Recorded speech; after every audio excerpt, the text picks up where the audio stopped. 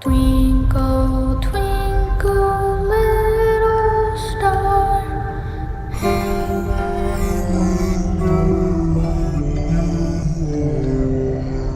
He's alive!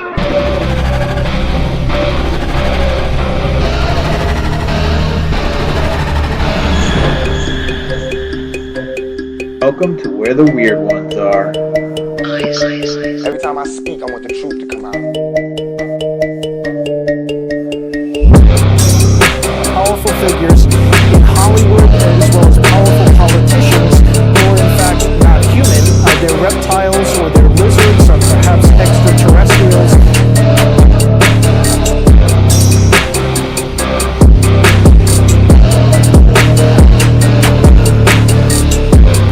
I don't think it is a human. I think it's a Sasquatch.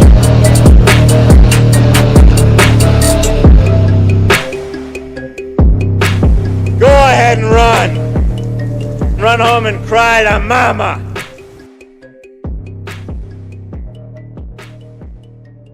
Let's get weird.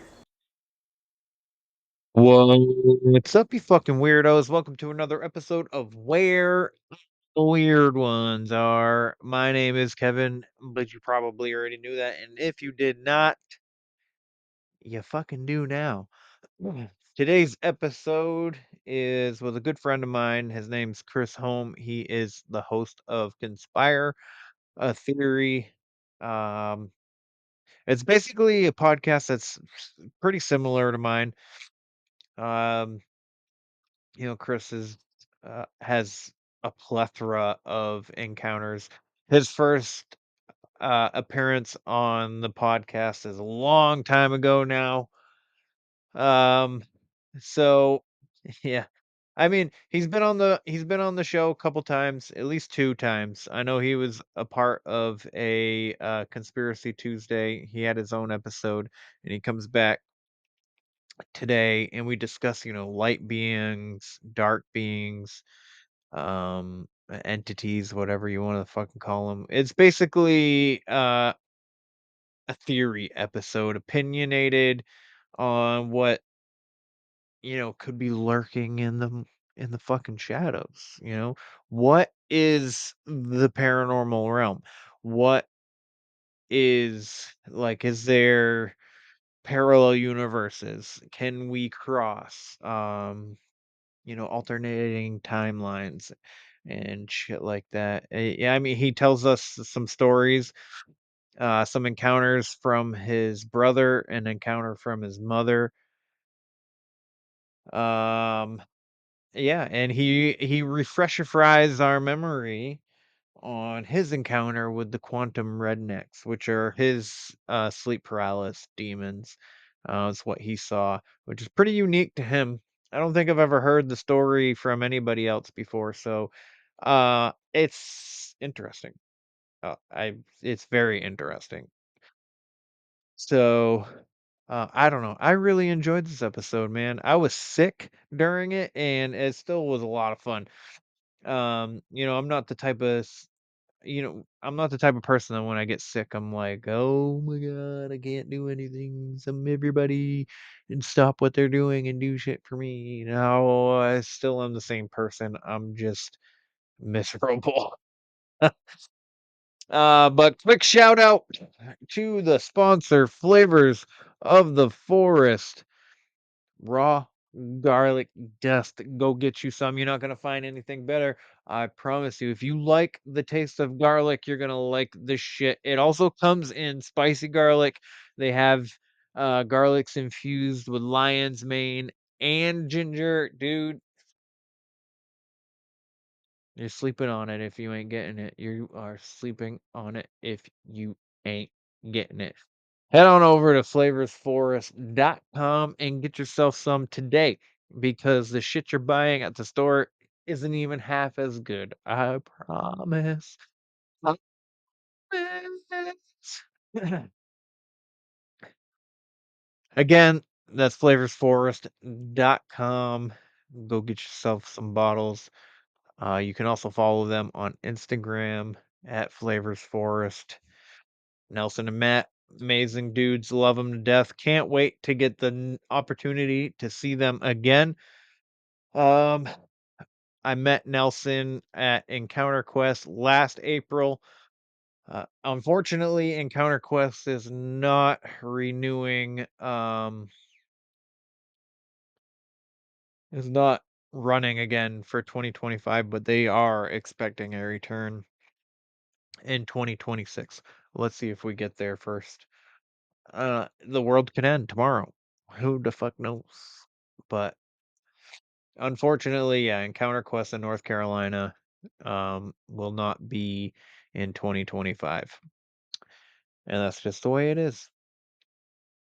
So, anywho, if you are interested, I am running the raffle one more week until Sunday. So if you're interested, Venmo me, Kevin Sabiel Jr. I am the only Kevin Sabiel Jr. in the motherfucking world, I promise. Um, so Venmo me or PayPal me $5 for a ticket, $10 for 5.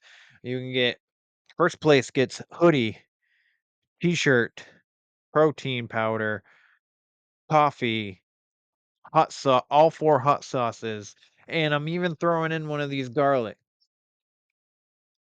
for you to try it out yourself. And I believe that's it. So you get all the business ventures that I'm doing, the sponsor, and you get a hoodie and a t-shirt. So second place gets the hot sauce and a t-shirt, all 4 hot sauces and a t-shirt, and the third place gets 2 hot sauces and a t-shirt. So it's all to your choice. I'm not gonna send you a random fucking t-shirt that looks stupid that or that you don't like. I will let you go through the store and pick your own. So that's that. Also, if you decide to get go on my merch store or on my website at all and you buy a down the rabbit hole hot sauce or down the rabbit hole t-shirt, all those proceeds are going to go to David, who just went through multiple surgeries for a massive blockage. He had a heart attack 2 weeks ago at this point, and I am donating all the proceeds from both the hot sauce, the Down the Rabbit Hole hot sauce, and the Down the Rabbit Hole T-shirt that are on my store, in my store. All the money that I make off of those items are gonna go to him for his medical expenses. I already personally donated to him. Um, so if you're interested in just donating to him yourself, you can reach him at __ down the dot rabbit hole __ um yeah, so it he's a wicked awesome guy. I love him to death. He's like a brother to me at this point. And I don't know how I would feel if we would have lost him. I don't know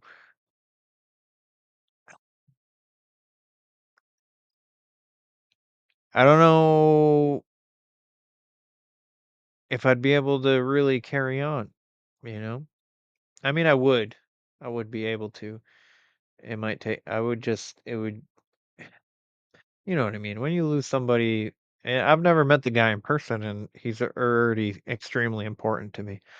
So, I don't know, if you guys are interested and you want the t-shirt or the hot sauce, just know that if you decide to get either of those, the money goes to, David for his medical expenses. Um But yeah, so if you like today's episode with Chris or any of my other episodes, please like, follow, share, subscribe, leave a rating and review. Those are the best and free ways to help the show grow. If your catcher doesn't allow you to leave a review, you can leave one on the website where the weird ones are, podcast.com. You can also get the merch, the hot sauce, and the coffee on the website as well. So supplements should be coming soon. I keep saying that. I know. I want to make sure that they're all good. The protein is good. I know that. So it's just not on the store yet. um so yeah, that's pretty much it. I've talked you guys' ears off enough, but don't forget, if you're interested in the raffle, all the monies from the raffle goes to Amanda Goodwin, who's the host of One Nothing podcast.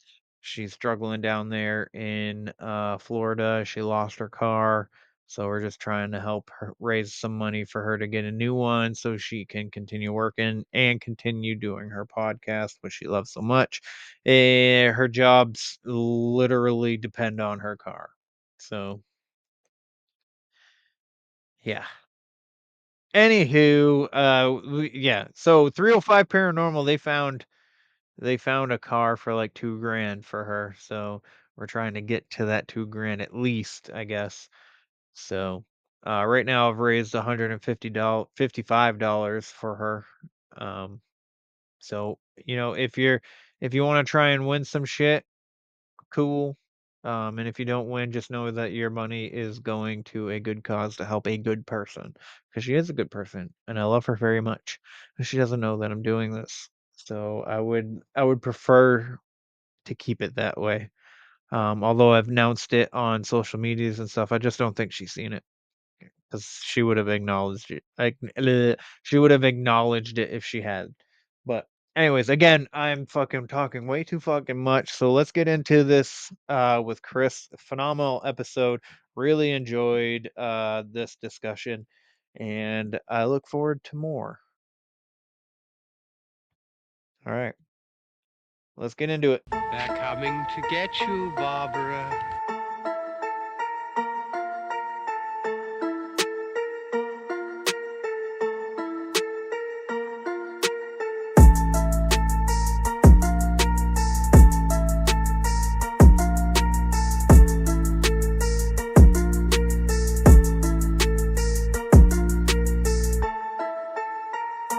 Let's get weird. Let's get weird. Let's get weird. Let's get weird. Weird, get weird.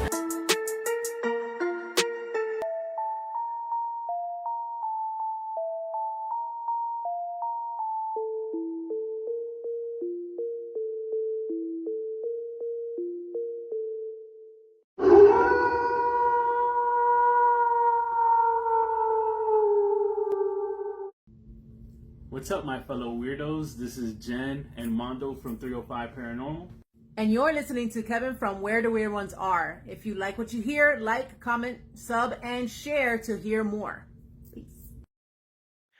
Well, howdy do, neighbors. Welcome to another episode. And I definitely put an R in episode. I don't know why I did that. I meant to say episode. But today I got Chris from Conspire Theory, one of my good buddies here. We've been talking off and on for a while now. He has an episode on here already, but for those that don't know you and are unfamiliar with you and your show, if you don't mind, Chris, just letting everybody know a little bit about yourself, where they can find your show and all that stuff. Yeah, sure. I host a podcast called Conspire Theory. You can find it on YouTube and Spotify and everywhere you find good podcasts. You can find me on social media on Instagram at Conspire Theory, all one word. Also on X at all one word Conspire Theory as well. And I'm sure at the end of the episode, when I sign off, I'll let you guys remind you. And just to give you a brief overview of the episode that me and Kevin had done, I had brought in the story about mostly, I guess, a sleep paralysis episode of what I'm now referring to as the Quantum Rednecks invading my bedroom and going through all my shit. And that was a funny story. And then we had another funny story where I had this lucid dream where I actually had sleep paralysis in the dream, which was crazy. And there was this being next to me in the bedroom, and I actually reached out. I wanted to grab her wrist, but instead I grabbed her ass cheek. And then when like reality decided to shift and the dream ended, I had like this death grip on the corner of my mattress, and it was unreal. But it was a good episode. I don't know. A lot of my experiences are more on the wholesome side. That's usually what I promote, is more wholesome paranormal stories to get this sort of sense of wonder and bewilderment. I don't run into too much scary shit, but I'm not there. I'm sure that stuff is out there, and I don't dismiss it, but it just hasn't come across my table yet. Yeah. Well, first of all, Chris, I want to thank you for coming on the show. It means a lot to me for you to take the time to do this and chat with me. Like I say, I think I say almost every episode, time is our greatest currency. So the fact that you're taking your time to spend it with me means a lot to me. And I just want to apologize to everybody listening. My voice sounds jacked up right now. I am very stuffy. We did go out to the Great Wolf Lodge, if any of you are familiar with that, and I think that's where I may have caught the cold by being amongst a bunch of little kids and stuff. Oh, But it was a good time. It was a good time. Regardless, they nobody seemed to pay attention to their children, which is not a very good thing because that's how you get your kids taken. So we had a ding dong ditcher. So if you're not familiar with the Great Wolf Lodge, it's a big hotel slash water park theme park thing. So it's an inside water park and stuff, and they have rooms and stuff. And I think it was like 8 o'clock, almost 9 o'clock at night, and we could hear just kids running up and down the hallway. Oh god. I was just like, oh my god. And then I hear them knock on the door, and then I hear their footsteps run away, and I'm like, don't even bother answering it. They ran away. Ding dong ditch. Yeah. At least that game is still active, because what are they going to do now? Like DM and ditch now? That's what the kids of the future are going to do. DM and ditch. That would be pretty interesting. DM and ditch. I got that. That reminds me of a story, and yeah, and it is great to. I always love our conversations, and I'm always itching for another excuse to talk to you. I mean, hell, I even shaved and combed my hair just to come on here, just to be pretty for you. And the thing is that there was this one time where me and one of my friends, we went to the showing of Frozen 2, because I'm the Disney nerd, so I love. For some reason, I just love Frozen. And yes, I know there's these, Illuminati type of, esoteric evil side, and I get it too. I just love the character of Elsa. I think she's badass. But anyways, we go there. They have like cosplayers all dressed up, and then me and my friend, we're sitting there, and she's watching the movie with me, and we're just sitting there watching. And then all these kids are just running around the thing, and then because afterwards we were going to do a review of it. So then all the kids are running around, and I'm like, God damn, but they're all like little girls. They have their little Elsa dresses, and they're just, it's cute. It's adorable. And it's like in the theater as the movie is running. And, I really don't care because I'm like, I'm watching the movie, and it's a fun atmosphere regardless. And then we get out, we're in the car.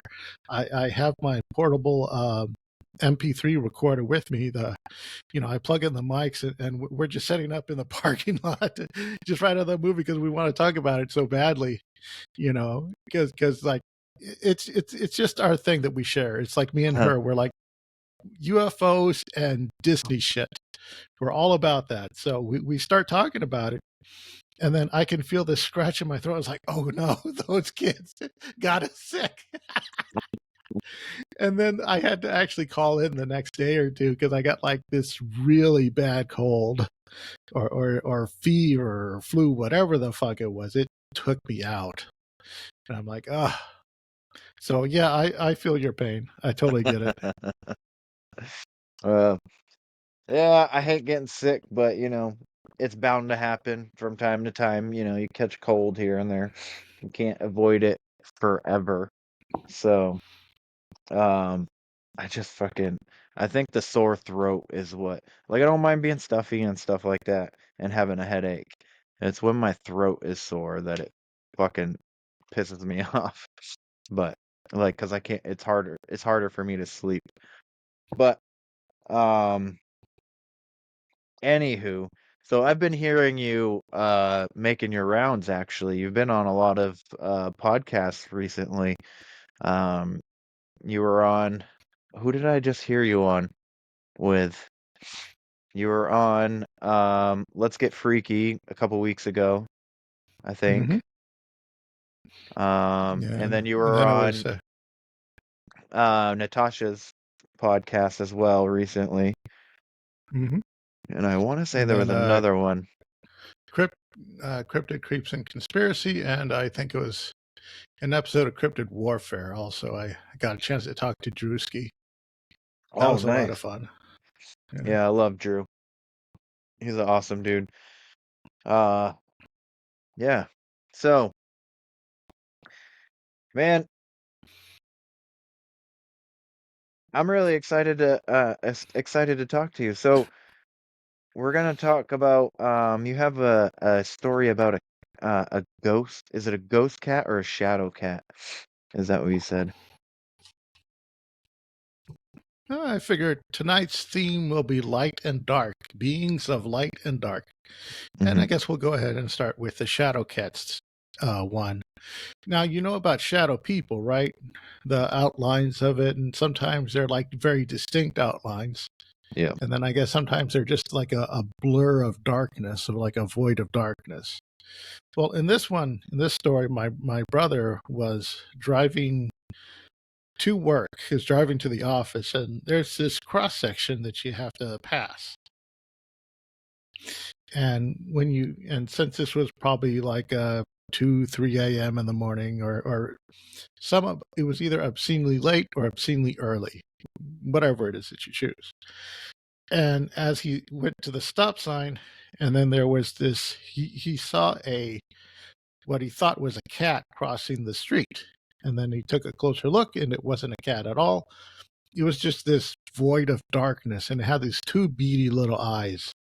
But they weren't like illuminated. It's as if you were like to take a sheet of paper and then punch a hole through it and then look through it like that way. It was sort of like translucent, where you could see the background as the cat moved. Or we assume it was a cat. It was some sort of, it moved animalistically, and it was just like this void, like this shadow. And it just moved like it was more than halfway across the road. And then when it saw him pull up, and then it like spooked, and instead of completing the path like a person would, instead it went back the way that it came, that's more akin to animal behavior. So we assumed that it was some sort of shadow cat. I haven't yet had the time to really commit this one to illustration. I need to do that sometime, because it's a different kind of story than what you hear out there. Because usually, I don't know that we see or hear too many shadow or veiled in darkness, voided animals. We heard about people and stuff like this, but when it comes to like animals and stuff like this, I don't think that those stories are very rare. And I don't know, I can't recall too many. I don't know if I want to toss that to you, if any come to your mind. Well, my first thought is Lavender. So she's been on the show. She talked about seeing shadow cats. So which I know she's a mutual friend of ours. Mm-hmm.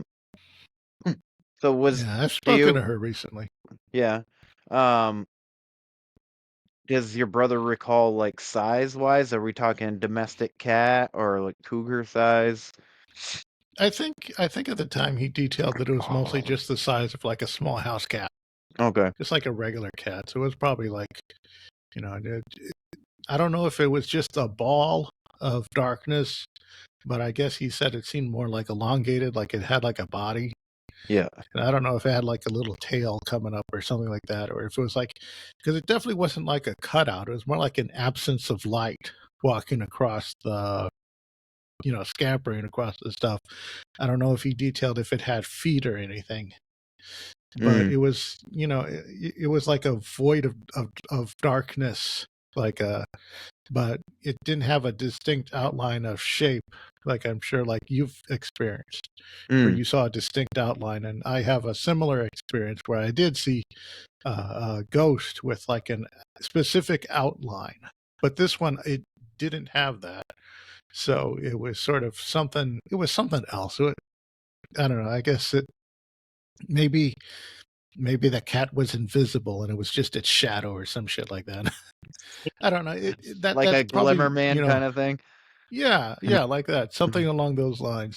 But it was very distinctly a smaller, sort of lesser animal, and the way that it behaved was very, animalistic.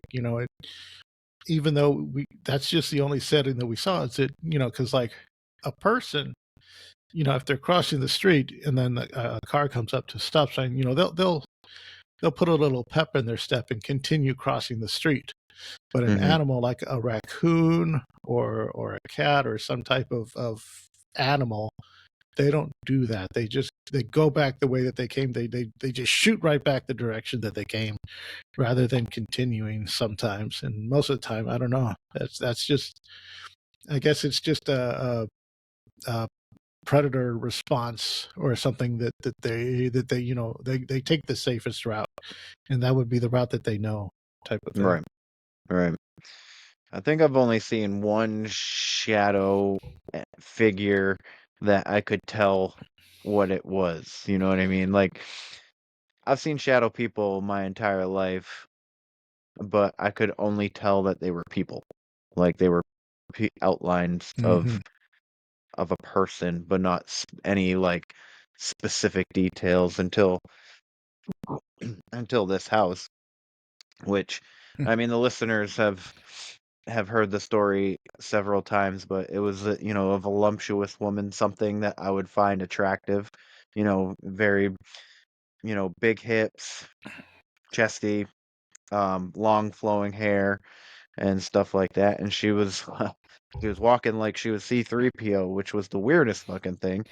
So I don't know if subconsciously I'm afraid of robots, but yeah, man, it's like complete, like you said, complete void of light. It was so dark that it was darker than the darkness, and it was. I think that was probably by far one of my most terrifying experiences, just because it almost seemed like it was coming for me. You know what I mean? And I don't know what its intentions were. So, and I think that it using this full-figured woman outline, again, something that I would find attractive, was to throw me off that guard, like just to kind of like let me, like, I don't know, put my guard down kind of thing.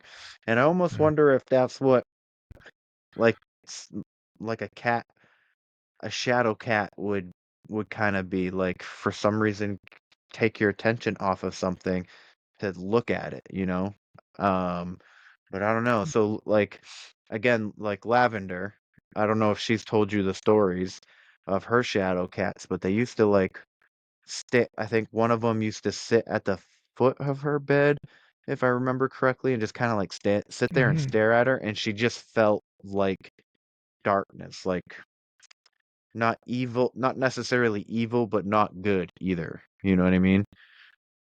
So, I don't know. It's I don't interesting. know if we got into that when we were mostly just discussing basic conspiracy stuff. It was mostly fun stuff. But I'll have to reach out to her again and get that story from her, and we can compare notes. But I'm glad that you brought that to my attention. I'll have to reach out to her for that. Yeah, the ladies on Wednesdays, or on Wednesday. Is it early on Wednesdays? Yes. Yeah, they are fantastic. Wednesday. They are. Yeah, I love them both. Yeah. The thing is that, I mean, with your encounter, it is something that it's sort of like the creature is sort of like Silent Hill meets Jessica Rabbit. And the thing is that if she came after you, like, specifically to either, I don't know what resource she was going to acquire from you, if it's going to be just that adrenochrome fear, or just to spook you, or to like establish territory, or whatever it is. I mean, she must suck at it, because imagine she's got to go back, and report to Shadow Man HQ, and be like, I got turned down again. He popped out of it at the last minute, Yeah. and just got like reported to, then got demoted like that. Well, she's got her big ass jiggling as she walks and stuff like that. Poor girl. She's not allowed to come back anymore. That's why I haven't seen her. Yeah, she got demoted. She's mostly just, cleaning sewers now, scrubbing the toilets. Working at the sewage plant. Oh man. So did he so did your brother, he have any feelings about it? Like, was he overcome with any kind of like No, I positivity think or it was. negativity? I don't think there was any emotional stuff. It was just like, I believe what happened was both of they caught each other off guard. Like if it's something he wasn't supposed to see, probably, and then the whatever entity was there wasn't supposed to be seen. I guess they just, it just crossed wires at the perfect moment, because it wasn't there long enough to cast its spell on him, if that's what they do, or for it to have up its like aura of fear, Yeah. that it I don't think it encountered, or it expected to encounter anyone. It's just scampering along, and then a car pulls up. It's like, oh shit. Like I said, it was a very sparsely populated. At that hour, there would have been nobody out for any type of interaction. If it was a predatory beast of some sort, there would have been like minimal activity. If it was just a regular cat, it would have been out there mousing, looking for mices and stuff like that. Yeah. But whatever it was clearly in transit. It was going somewhere, and its journey was just interrupted. And I think it was just caught off guard. Yeah. Yeah. What do you have any theories on what these shadow figures are? Are they all the same, like every single one? Are they different? Do they have different purposes? Like, do you have any thoughts, theories on that aspect? From the many encounters that I've heard so far, it sounds like this shadow form tends to be like a default form for many different entities with many different intentions.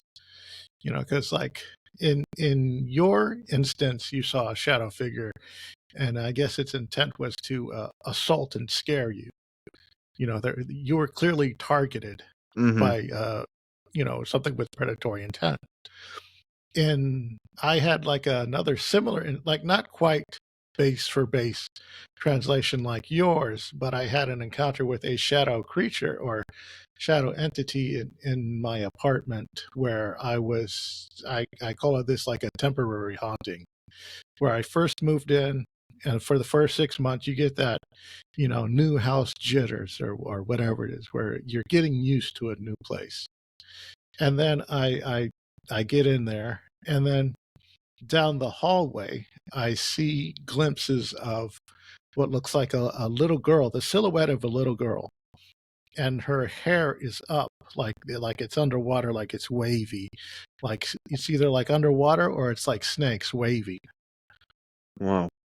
And she just walks down the hallway. It was just like a silhouette, And I just catch glimpses of it out of the corner of my eye, and I feel this heaviness in the air.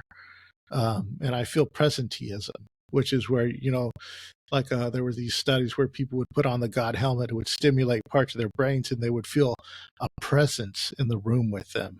And they couldn't explain it. It was, it was some sort of like what do you call it? Frequency misalignment in the brain or something of that nature. But anyways, I would feel that. and I felt it for like 6 months, and then it one day, it just stopped. Like I just felt it. I guess it just packed its bags and left.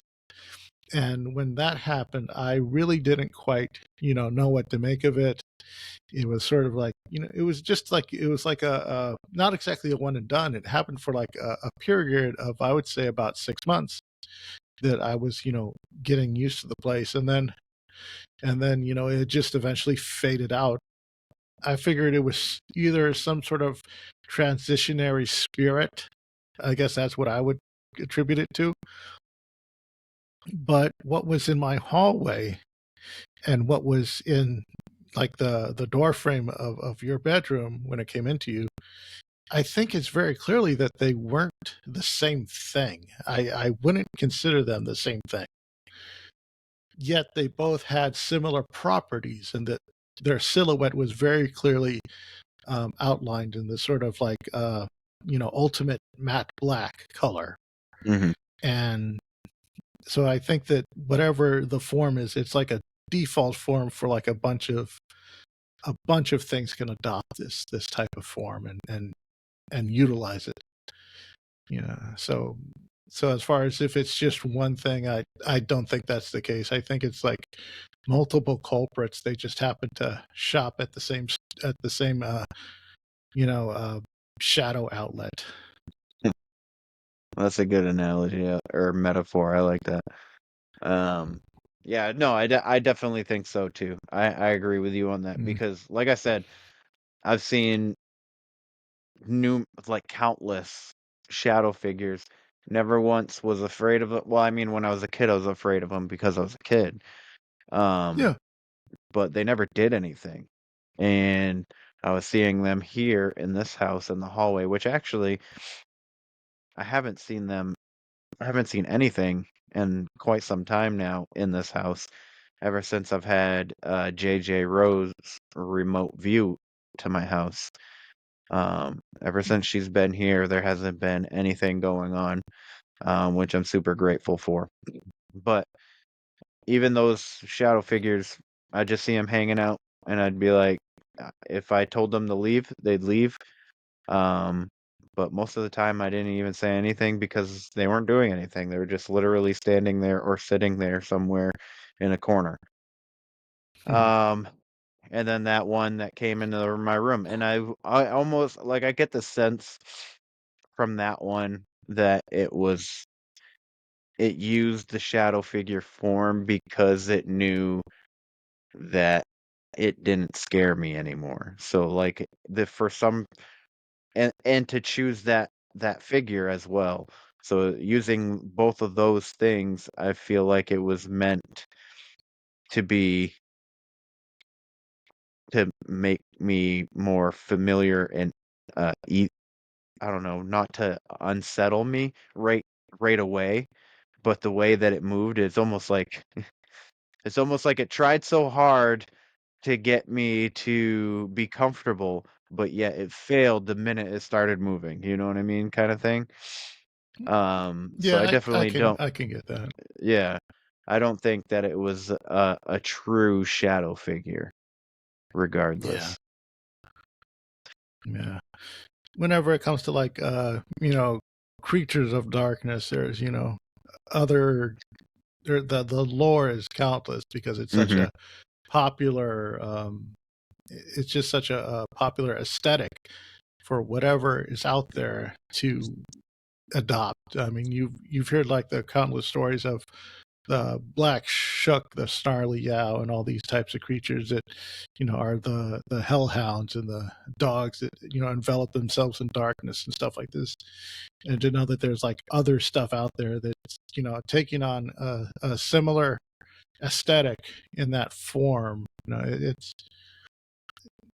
I have to wonder, if this was more common in ye olden days when everything was by candlelight and gaslight versus, the modern. I wonder if our modern fluorescent lighting and electronic lights and everything. I wonder if that has a factor in the how often we see them, whether it's more or less, because the world that we have now versus the world of just 100 years ago is drastically different. Yes. Yeah, and just over the past like 10, 15 years, the lights outside, like street lights and, pathway lights for parks and stuff, those lights are completely different now. Hmm. Because they're LED, they're brighter, they cover more area. It looks cleaner. You don't have that light pollution. Well, it's still light pollution, but with the old lights, especially like 80s and 90s, those lights weren't covering much ground. Um, I don't know. I don't know what I'm trying to say, but light has become more of an easier commodity so that I feel like more things are lit up, and I think that it's harder to see through the veil. Especially, I don't know. I think I think people being able to see through the veil too um has gotten less for a lot of people. w- I think we used to be able to see through into the other side a lot more than we like because we use mediums and psychics for that now in the 20th century, and I feel like maybe 2000 years ago we were able to do that. Everybody was able to do that. So I think I think the modern days, I think the more technologically savvy become, I think the more disconnected we are from source, which shuts off certain senses to these things. Again, these are just opinions and thoughts and theories. I'm not saying this is actual factual or anything like that. This is just kind of like something that I've theorized over the past year or so. Um, yeah, I think that I do think that the more light that is provided, the less that these things can be shown. You know what I mean? Yeah, I get what you're saying. I mean, there's times that these guys were probably all over the place, and we just didn't see them because they were I mean, nobody worked at 3 a.m. in the morning, except Yes. the night watchman who's coming along. It's 3 a.m. and all's well. That guy was the only guy that was out, and he was just getting through his shift. And we're more active as a species. We're not built for nighttime, but we push ourselves out there, and we're probably maybe we're the ones intruding on their territory and their turf, because Yes. the nighttime was their domain. And I do feel like a lot of so much of what we see is stuff that we're not meant to see. Mm. Like every single spooky experience I hear is like so much of it is either we catch something sneaking up on us or we catch something off guard and then it freaks out and runs off, and it's just there. Yeah, there's just a lot out there. And I think that we're probably on something when we discuss on the cultural changes on how things are today versus the generations ago, that I think that these things were known about, but they were just I guess sort of kept hush hush, and it's just I I don't know. I just feel that the more active that we are now, that factors in Yeah. to the frequency that we're seeing them. Yeah. Yeah. I mean, like you said, we're doing things that we as a species weren't necessarily meant to do.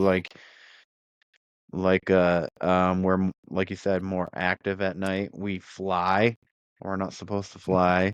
We are on the ocean. We're not meant for the ocean. Um, so there's a lot of things, and spelunking. People are spelunking and finding some weird shit, and we're not meant for our bodies aren't meant to fucking withstand caves and shit. That's why caves are people, freaky shit. yeah, that's why people fucking hallucinate when they are in a cave too long. Yeah, it's the cave shit. You're never gonna find me in a cave. I mean, I'm because I've heard Me too many neither. stories of people of these adrenaline junkies. They get Mm-hmm. stuck in a crevice and then they end up starving or suffocating to death. And no one finds them for years, and it's like, no, thank you. I've got nothing to do with that, and I'm totally open to the possibility, the speculation of all these nightmare creatures like Bigfoot and Dogman, finding a home in these deeper caves, unexplored caves that we don't know about. They just go up Yeah. in there, because they're sort of more acclimated for it, and they know their way, which way that they're going. It's familiar to them, so it's like, okay, we'll run here, we'll do this thing, and then that's it. And then us, we're not built for that. I mean, I know that there are people who this is their livelihoods and stuff like this, but all I hear is that one guy's story. Was it 72 hours or 172 hours, and he had to cut off his arm with a Yeah. fucking with a nail clipper and shit like this. And then I hear that and I was like, okay, yeah, you guys keep that domain. Yeah. Yeah. They made a movie about that guy too. Yeah, I know, it's right. I mean, but the thing is, he did all that dumb shit and he still got laid. So it's like, I guess he comes out winning at the end. He still got the chick. Yeah, I guess so. So I mean, it's like, he's going to be telling their kids, when I met your mom, it cost me an arm and almost a leg. He's the only guy that can actually say that. But still, he got his. So, I mean, good for him. But you're not going to catch me doing any of that shit. Yeah, I mean, it's hard to feel bad for people sometimes. Like, obviously, it's sad when they perish and stuff like that, when they're out doing something that they love doing and stuff. But at the same time, like I'm in the line of thinking, like, you put yourself in that situation technically. Like, you Yeah. knew the risk of this happening. It's just like deep divers and stuff. So this guy, I can't remember where they were, but this guy took his 16-year-old son. I feel bad for the son mostly. And they went into this cavern underwater, and there's literally a sign that says don't go past this point. And they went past it, and they ran out of air, and they found the son, the 16-year-old, floating, and the father at the bottom to where he wasn't supposed to be. So, like, it's just, there's so many of these, like, extreme sport adrenaline junkie stories of people dying just from like a silly mistake that they made, and that you can't I come mean, back from it. Yeah. I get that there's pushing the limit, but then you factor in personal responsibility Yes. in there as well, and it's a balance. I get it. Mm-hmm. And and I guess on a smaller scale, some people could say the same thing about us. It's like, well, you guys delve into this spooky shit and you end up right spooky shit on your doorstep. It's like, well, what do you expect? And it's like, yeah, I mean, it's totally on us. Don't deny it. Yeah, we look into this stuff. So if we get like feedback or something comes home with us, a lot of us are trying to take precautions to make sure that that doesn't happen. But yeah, that's totally on us, and we'll totally own up to it. And I'm sure that that extends to everyone else too. That like, hey, this is how I choose to live my life. Is whatever rewards they get out of it. Yeah, and I'm not that makes up saying for it. right, and I'm not saying that there's anything wrong with going out and doing these things. I'm just saying, like, I have a hard time sympathizing when something goes wrong. I mean, I I fought in a cage freaking when I was 18, 19. I could have died from that, from freaking brain damage, you know what I mean? I could have got fucking like a hemorrhage in my brain from getting knocked out or something. Thankfully, I never did, and I got out before I got, I don't know, as seriously hurt, but there's doing that, I could have got fucked up. Street fighting when I was in high school and stuff like that. I also could have died or killed somebody on accident. Again, the brain is where we live. This is our complete entity is up here. This is who we are. It's all the waves, all the electricity. So when you smack that fucking thing, it's just like what's his name? Katy Perry's ex-boyfriend there that got into a motorcycle accident. He was on Sons of Anarchy. And then he moved in with some lady and went crazy and killed her and then killed himself. Yeah. And Yeah, Aaron traumatic head Hernandez. injury. Yeah. Yeah. It completely once something goes on up here, it can completely change our personalities, which is wild. So to think that sometimes I wonder if there's more than just us up here, you know what I mean? If that makes sense, Yeah. because the fact that if our brain gets rattled around and we can become somebody completely else, I wonder if we're inhabited by more than one spirit.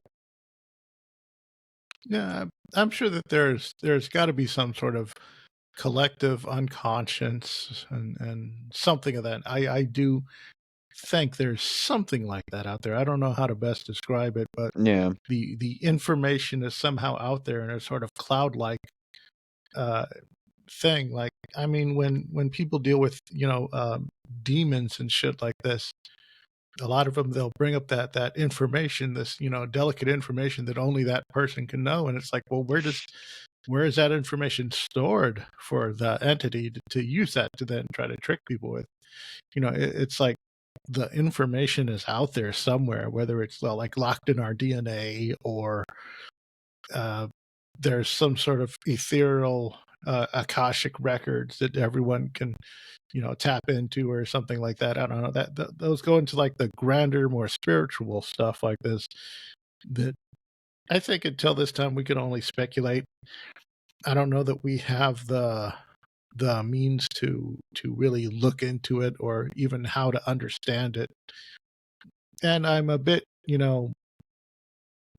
cautious on how we approach that stuff, because like a lot of people, they figure, well, the answer to that is to take off all your clothes and meditate in the woods for like hours upon decades and years, and then the other one is like, yeah, just take some drugs and and sweat until you're like a drooling vegetable, and then you'll see the machine elves and all that shit. And a lot of it, I think, has to do with us too, because like how we are mentally is how we see it. Because there have been people, they've had like encounters with the machine elves, and the machine elves just point and laugh at them and call them racial slurs, and they bitch about it. And then you talk to the person, and it's like, oh, that's how they live. They see racism everywhere, so no wonder that that's what the machine elves brought you, is what you expected to see. It's like the prerequisite, your personality sort of predisposed you to receiving a certain experience when you went beyond the veil. And I don't know, I there's more to that, and I know you've talked to people that have gone onto that, onto those sort of greater journeys, as I can only call them. And I don't know enough about that to really shoot my mouth off. And yeah, I get it. I totally sound like an asshole, but I can only peek at it from the surface level. Yeah. And I would say that the fuck was I gonna say? I was gonna say something. Oh, I would say it's all, like you said, like it's all perspective as when it comes to these certain like spiritual journeys. Um, I think so. You have like Aleister Crowley, fucking L. Ron Hubbard, um, Jack Parsons, and they're and all these other people, freaking John Dee, Joseph Smith, all seeing these entities. Aleister Crowley didn't see an angel; he saw an alien. But I think they're all seeing the same thing, just from their line of perception. You know what I'm saying? So like because Aleister Crowley didn't believe in angels and or religion or God, I guess, so he was seeing an alien and everybody else was seeing what they believe to be the higher power. So when you do these things like DMT or you do ayahuasca and you have these like these awakenings, I feel like it's perspective and it's Yeah. your perception being affected in another realm or what you think is another realm, or you could actually be in another realm and experiencing a completely out of body experience. I don't know for sure. I haven't done it either, so I could also be sounding like a complete asshole. um So I mean, like I know people who have, and most of their stories are similar. Like so, Adam Butler, he came on talking about his DMT stuff. I have a close friend of mine who did the DMT thing, um, and his first. So my friend, his first um his first trip on DMT brought him to like a city of bubble people. They were Hmm. like not they looked like people but like bubbles. You know what I mean? Like they Yeah. completely looked like us, they just looked like a bubble. And they talked to him like and he was just like, "Hey friend, it's good to see you again," and stuff. He's like, "I don't know who you are." And then he saw a guy that was covered in eyes. And when he told me that story, he's telling me the story about he saw somebody in this room on a throne covered in eyes, and then everybody else was like regular town folk that looked like bubbles. And I'm thinking this guy covered in eyes, the only time I've ever heard of an entity that's all eyes was Samuel in the book of Enoch, which is an angel. Hmm.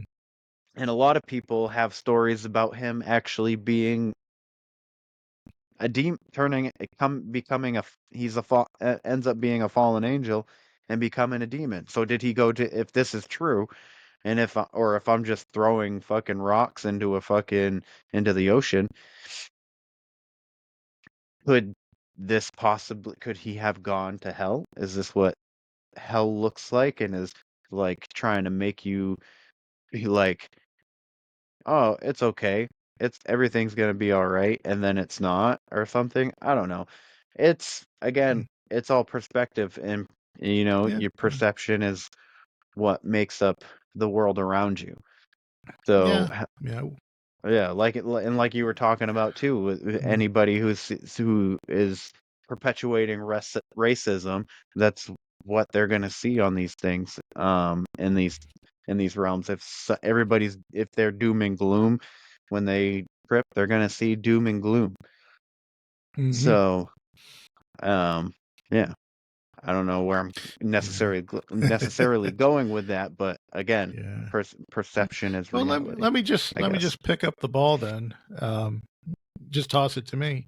And I do think that there is something along the lines of our perception because, there's only so much of the world that we can see and hear and with our other five senses Hmm. and acknowledge it. And that's just within a limited spectrum of, of light and stuff like this. And we know that there's the ultraviolet world, there's sound frequencies that, we can't pick up on them, but our dogs and cats sure can, and everything else. And, I mean,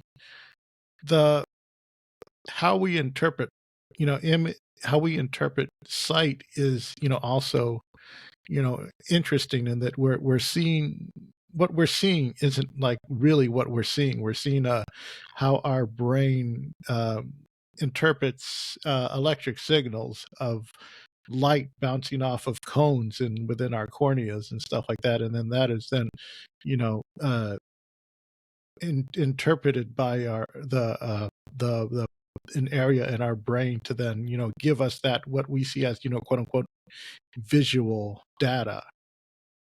And the thing is, that makes you think, well, that's what we see because we're sort of like, we sort of like decided, universally that, this is the color blue, this is the color, whatever, and this is shiny and this is, rough texture. And who knows what the real world actually looks like, because there's a way that we perceive it, but what is the real world like? And there's stuff that exists outside of our perception, and I'm talking about like maybe there's stuff that's beyond just germs and other bacteria stuff that we simply can't see because it's too small for us to perceive it. But there's also stuff that maybe it's just exists on a different level. And I think that that's what some of the other people, like feel that they probably tap into that when they go into these other realms. And it's just one of those things that like, I mean, reality as we know it is a consensus.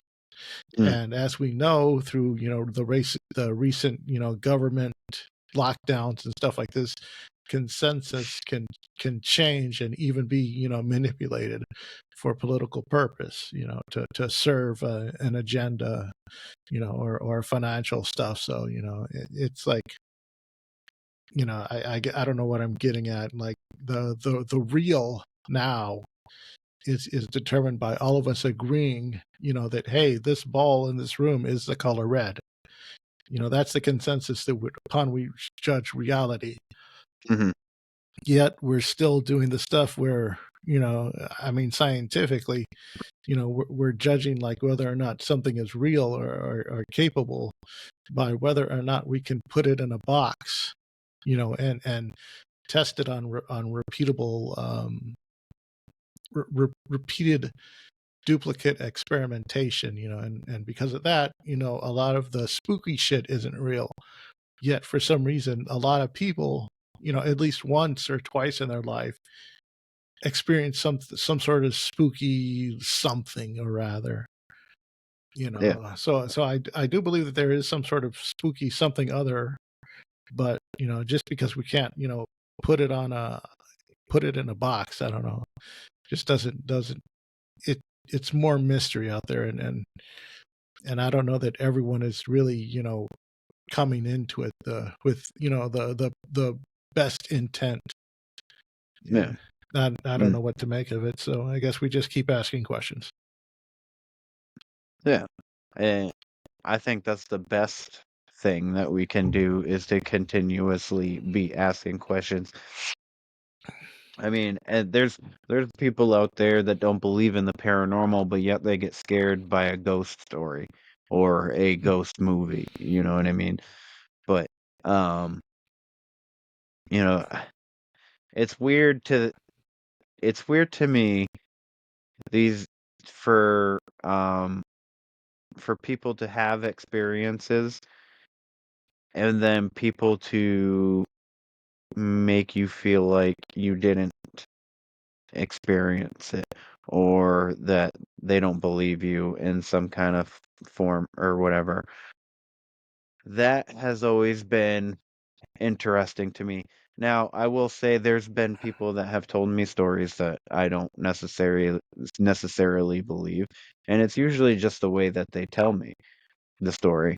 And that's just me judging them at first off. I will never tell them that they didn't. It's just a thought that's in my head. And I'm like, I'm not sure if this person is telling me the truth. And it's usually, I'll tell you, it's always been my good. It's a friend that I went to high school with. His name's TJ. every time he's told me a ghost story that happened to him, I'm just like, I don't know if you're telling me the truth right now because it sounds wild and it totally could have been 100% true. But fuck, I had a freaking point that I was gonna go for and I Yeah, forgot what it was. I think I got an idea where you were going with that.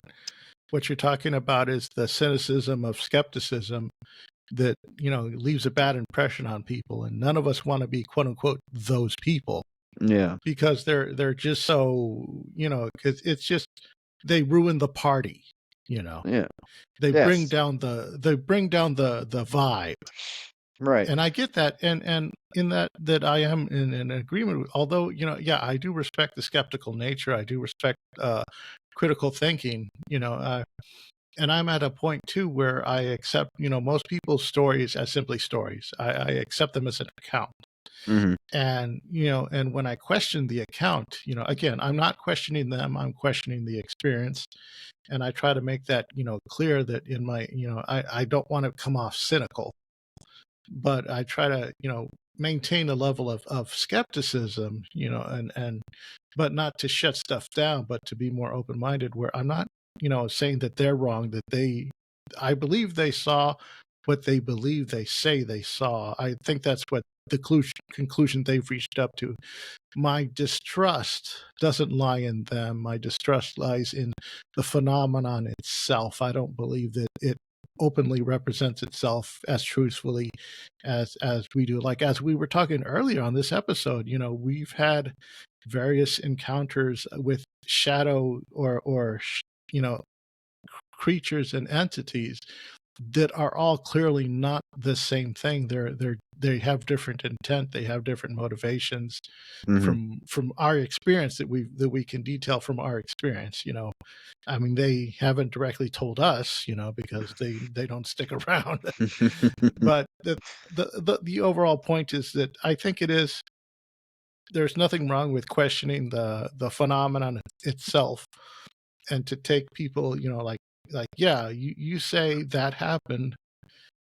I believe that you believe that that's true. I mean, unless it's found that you're ultimately lying or being deceptive, then the onus is on you then Mm-hmm. for being deceptive. I'm trying to, look at a greater mystery. That's my perspective, and I believe that you have a similar angle yourself, and I think that's what we're ultimately getting at. But we have a hard time putting it into words because the skeptics of our society are such cynical assholes that we don't want to invite them to our parties. But at the same time, the open-minded people are also just they have the same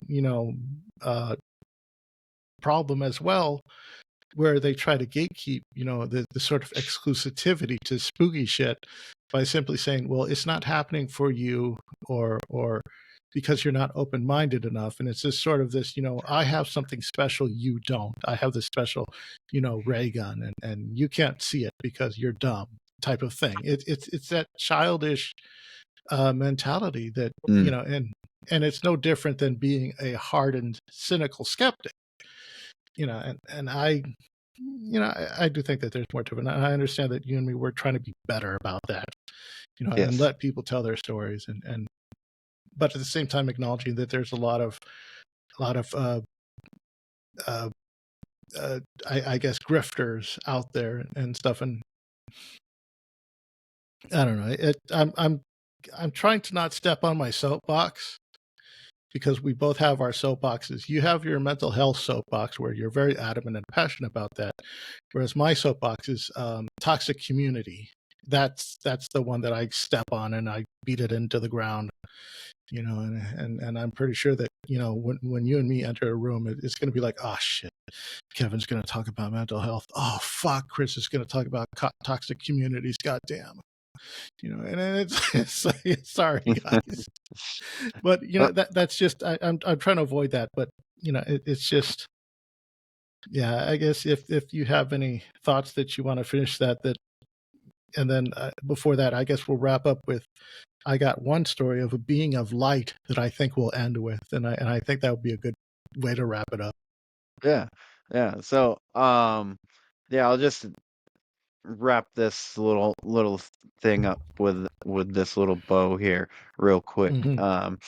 So again, with like the skeptics and whatnot, I do think that to tie it back into like perception and like the perspective of what we have around us when people are actually doing like these spiritual journeys, they're looking into the darkness or whatever, they're going to see what they're open to seeing as well. So if they're more skeptic, they might not see anything as profound as some other people who might be more open-minded and may have even had their own kind of like little experiences that made them want to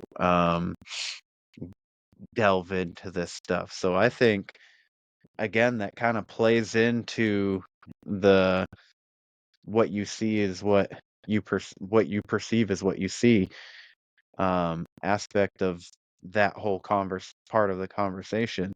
So I think that's ultimately where I was going when I brought into the skepticism around what paranormal or weird shit. Hmm. Um, but yeah, that's where I think I'll leave that. I want people to what I hope for the future is for people to be able to have their opinion without people stepping all over it or being able to have their own little perspective without anybody trying to shoot it down. It it's just it gets into this weird thing when it's posted on the internet. Somebody's always got to have some shit to fucking talk about it or anything like that. So like again, I think that does tie into mental health. It does tie into toxic community as well. I think toxic Hmm. community plays a big role in mental health. Um, for a lot of people. You're exposed to some of these communities. You might be a part of it or feel or identify with so and such community, but yet they're your you f- you your emotions are put down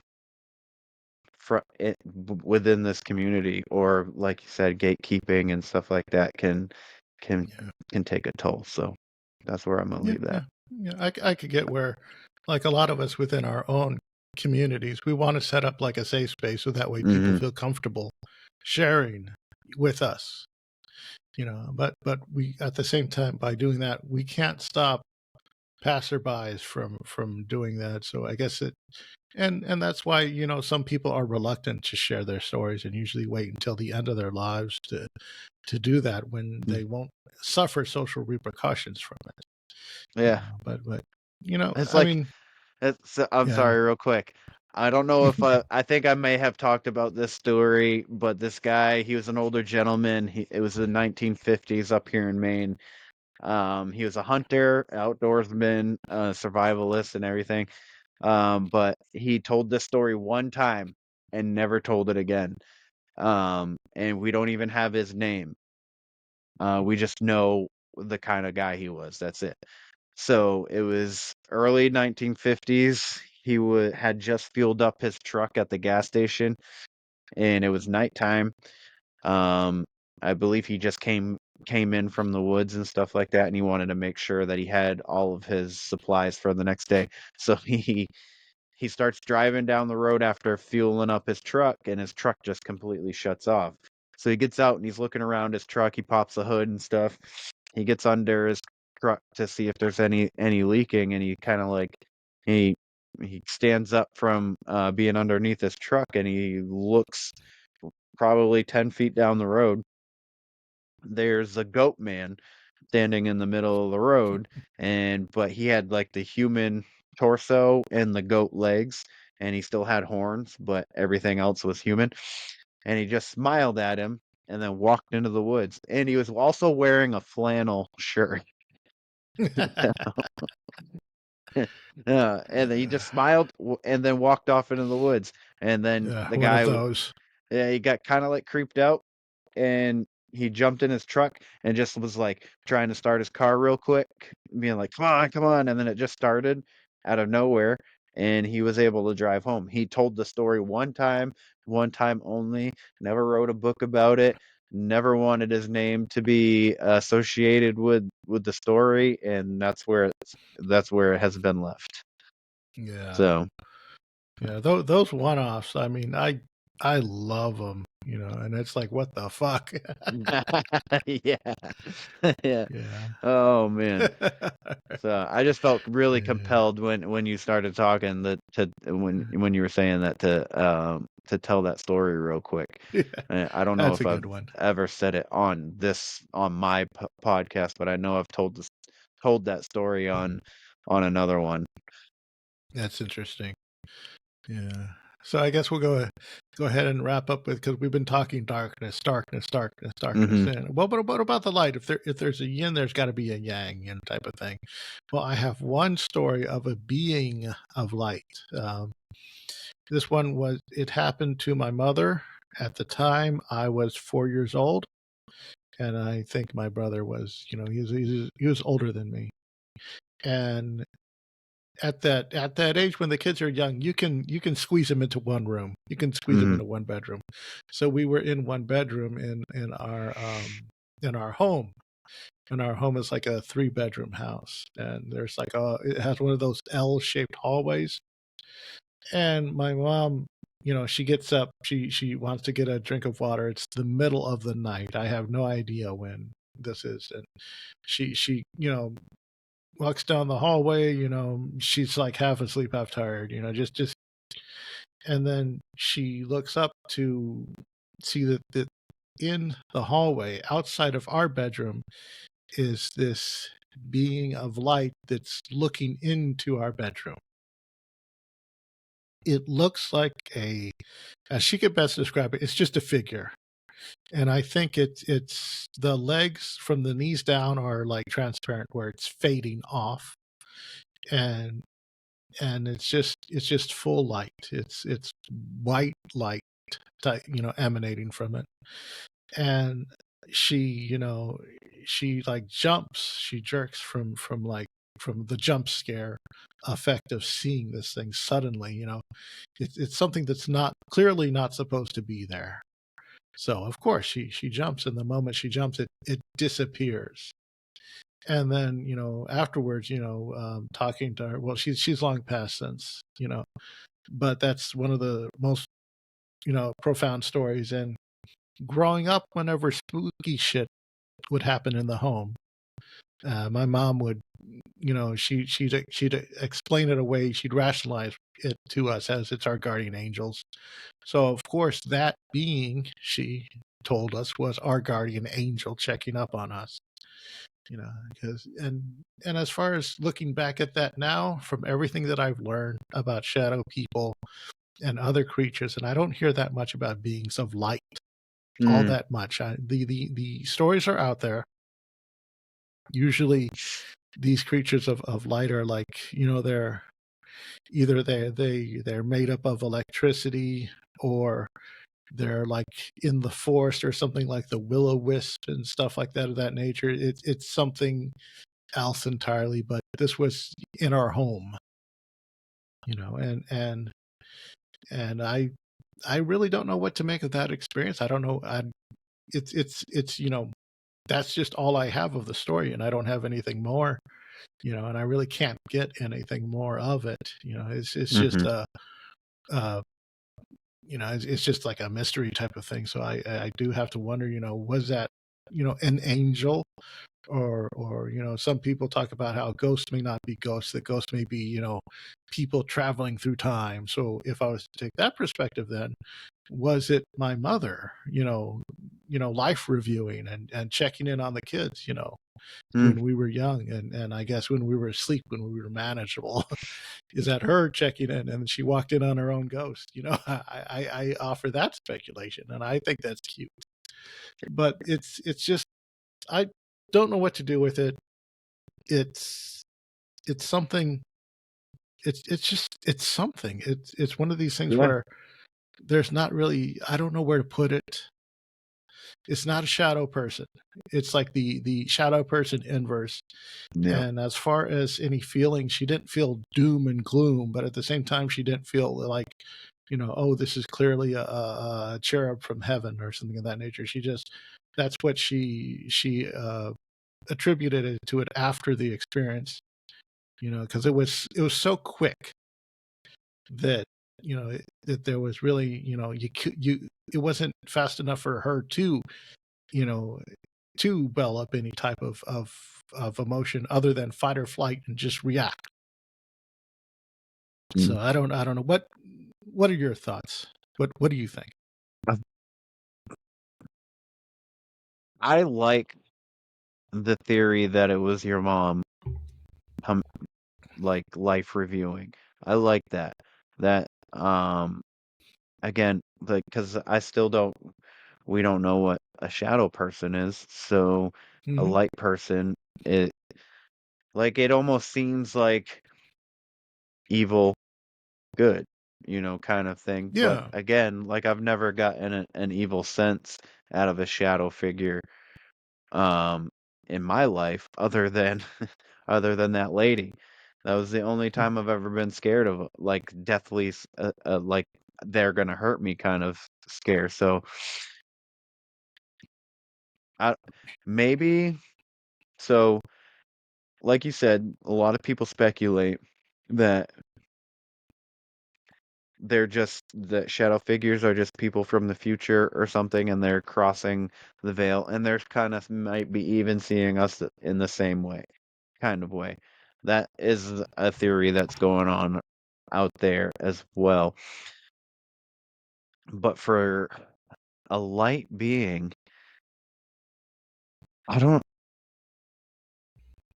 That's a hard one. That's a hard one for me Mhm. because there's an extra element to it. Have you ever spoken to Heather Mosier? No, not directly. She's on my list of people to reach out to, but I haven't. Nah, is there any reason you bring that up?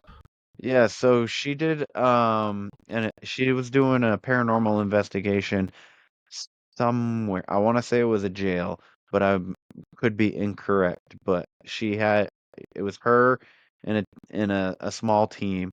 So there was only like a handful of them there, and she experienced this by herself, but then she got the rest of the team to come and look at it, and it showed up again, and it was a light being, and it Hmm. crawled towards her, and it freaked her Hmm. out because of the crawling. But that's the only other person that I've talked to that has experienced a light being. Hmm. So That's interesting. yeah, I don't. Yeah. Again, she didn't have negative feelings from it Yeah. or anything like that, or a sense of dread either. She was just got creeped out because it was crawling on the ground towards her. So, Yeah. I would like to say if you see a light being, maybe it's a family member. Maybe that's why that's because it's kin, you see it as a light. See them as a light, and Hmm. the shadow people are just somebody that just happens to be in the same area in the future or maybe even past, and you're just crossing paths in the same point in time when the veil is thin, and that's why you Hmm. see them.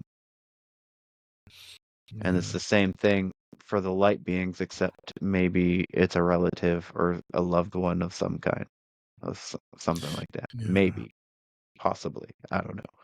Obviously, I don't know if we'll ever know.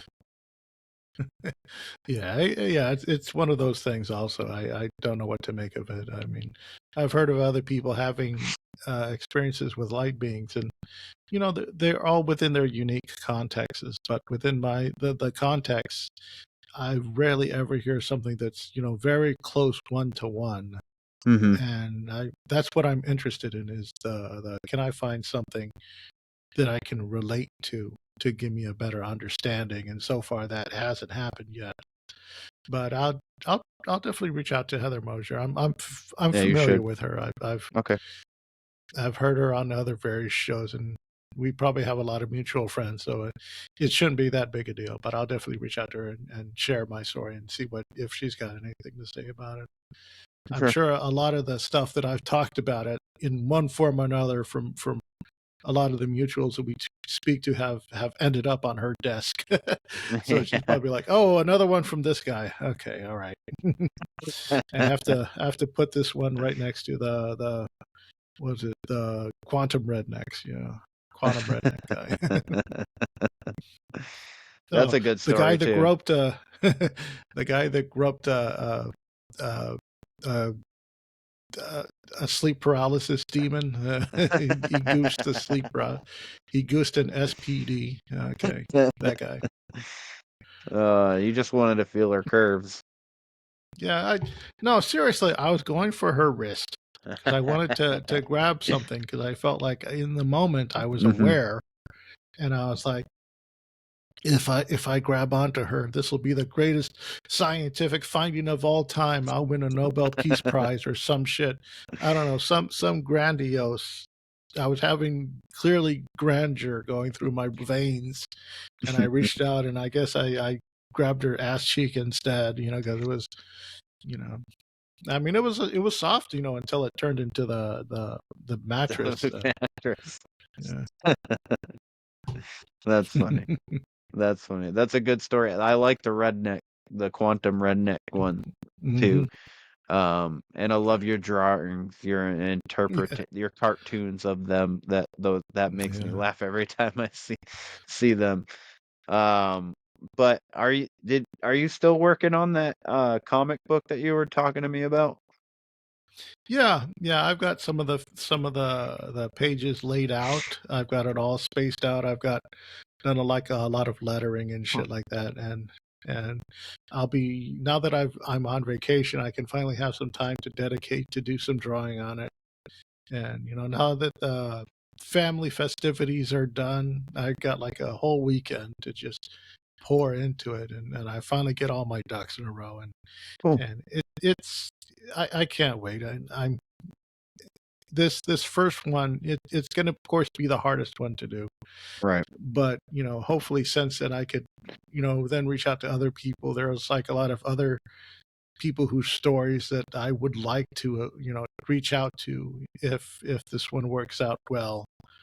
Because like a lot of people, they have these great stories where they're not scary, and that's the peak thing, where it's not always a fear induced traumatizing, I barely escaped with my life type of thing. It does, and it's a different approach than what we see, and that's what I kind of want to put a spotlight on. And when it's ready, and when I have more to show, I'd rather maybe I can come back and we can dedicate an entire episode and get into it in more depth then, since you're also a part of it as well. Yeah, I'd like that. I'd love that. That'd be great. Yep. All right. Well, Chris, I appreciate you so much taking this time out of your day to come hang out with me and chit chat. It was a fun conversation, man. I appreciate you. Yeah. I really got to commend you for pulling through this, even though you were, kind of like, just dealing with a cold right now. I think I know how you feel. So I really got to commend you for, Thanks, man. Just putting up with it and letting me come up in here and take care of this. I'll go ahead and remind the people where they can find me, and then I'll just let you wrap up so that way you could tuck yourself in. Thank you so much. Okay, folks, you can find me at Conspire Theory on YouTube and Spotify and everywhere you find podcasts. It's Conspire Theory, all one word, on Instagram and Twitter. Thank you very much. Yeah.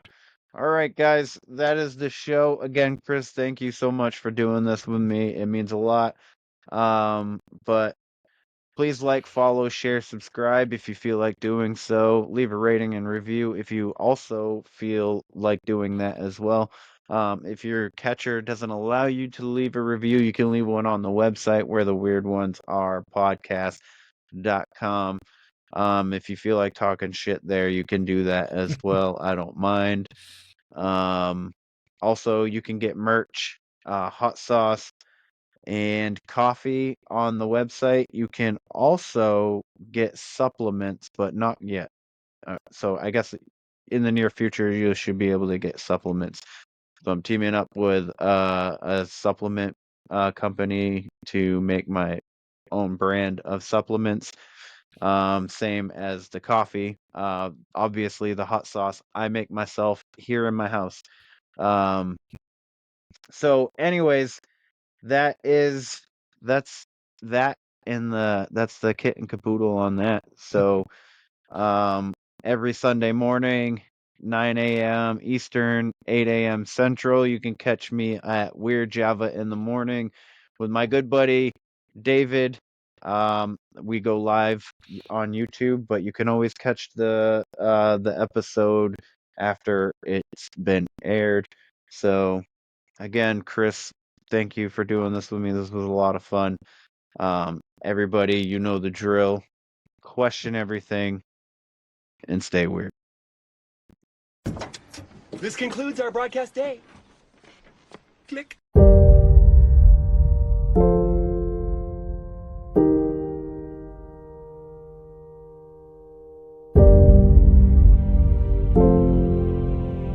Because in the end, none of us have very long on this earth. Life is fleeting. And if you're ever distressed, cast your eyes to the summer sky, when the stars are strung across the velvety night, and when a shooting star streaks through the blackness, turning night into day. Make a wish.